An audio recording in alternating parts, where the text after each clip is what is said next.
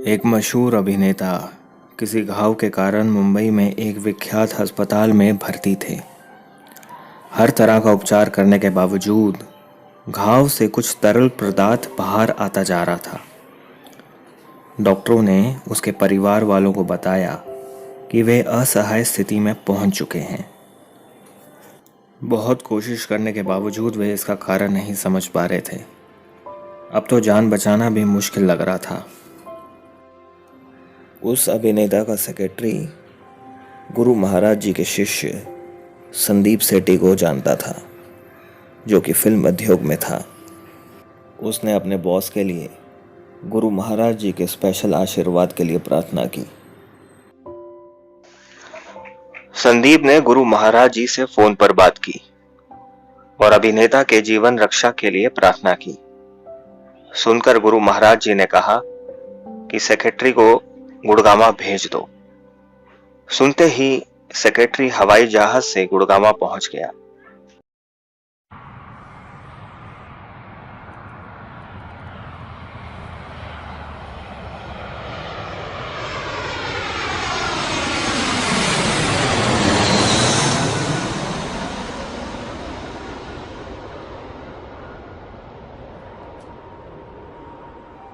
भाग्यवान था कि उसे गुरु महाराज जी के दर्शन हो गए।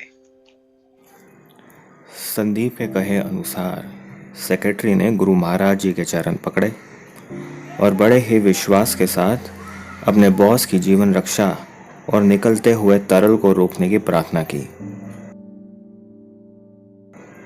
गुरु महाराज जी ने जेब से अपना रुमाल निकाला और सेक्रेटरी को देते हुए कहा, जाओ, इस रुमाल को उसकी दाई बाजू पर कंधे और कोहनी के बीच में बांध दो। रुमाल लेकर उसने फ्लाइट पकड़ी और वह सीधा अस्पताल पहुंचा। और जैसे गुरु महाराज जी ने कहा था, रुमाल उसके बाजू पर बांध दिया। उसी समय देखते ही देखते घाव के अंदर से निकलता हुआ तरल बिल्कुल बंद हो गया। यह एक अचंबा था। डॉक्टरों ने कहा यह अविश्वसनीय है और साथ ही घोषित कर दिया कि मरीज खतरे से बाहर है।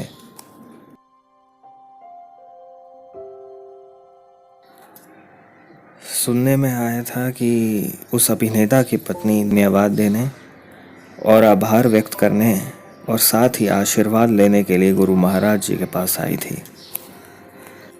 इस घटना की पूरी जानकारी होते हुए भी उस अभिनेता, उसकी पत्नी और सेक्रेटरी का नाम नहीं बता पा रहे हैं। ऐसा क्यों, पता नहीं। लेकिन अगर किसी को जिज्ञासा हो और कुछ अधिक जानकारी चाहिए तो गुरु महाराज जी के शिष्य संदीप सेठी से मुंबई में संपर्क कर सकते हैं।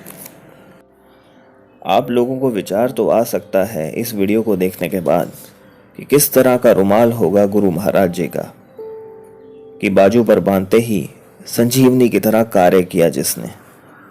क्या किया होगा गुरु महाराज जी ने उस कॉटन के रुमाल को, जिसके छूते ही मरीज ठीक हो गया। और वो शब्द और वो आवाज कैसी थी, जाओ इसे उसकी बाजू पर बांध देना, वो ठीक हो जाएगा।